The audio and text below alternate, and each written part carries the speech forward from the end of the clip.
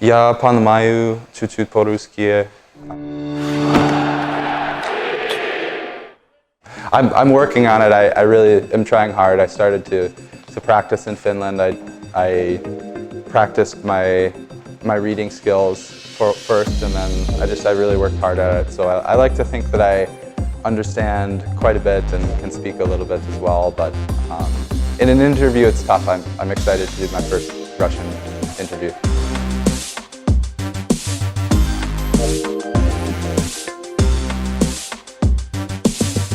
I always wanted to come to Russia. I was always fascinated by it as a child. The Russian players were always my favorite to watch. Like, I loved watching Ovechkin, Kovalchuk, Kovalev, who was our assistant coach last year as well. And I always had a fascination about Russia and always wanted to come at some point in time. And when the opportunity presented itself, I couldn't say no.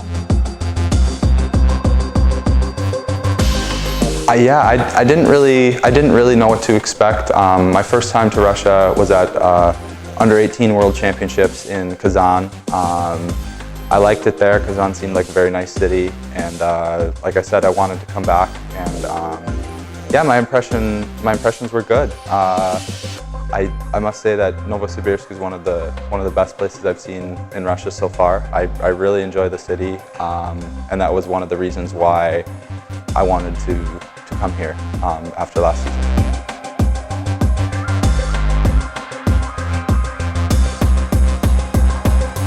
I think there's a big difference in Russian mentality and American mentality, but also at the same time I think we're more similar than we realize.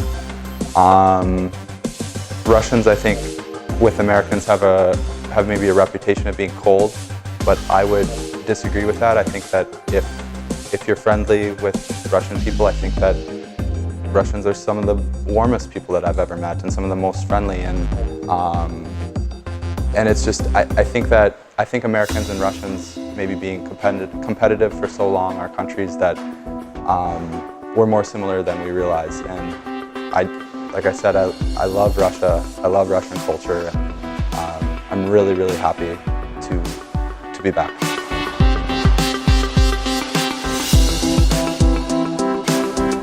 It was very interesting, and I guess my only story that I have from China is just like they're really trying to put hockey there from nothing at all, and so it's very difficult, and they run into things along the way. But like everybody in that organization is just they're doing such a wonderful job of basically making it from nothing and trying to teach Chinese people about hockey. Like last year, it was funny because. There just was a miscommunication with everything with the Zamboni, and we had old ice from like 4 or 5 days and no one there to clean it, and then so practice got delayed a little bit. Eventually they figured it out, but it's just like in Russia that would never happen because everybody's ready, they know what to do in hockey. Hockey's been here for a long time, but in China they're really having to teach everybody from scratch about it, and like I said, it's only a matter of time and it will grow like exponentially, and that's exciting for me as well.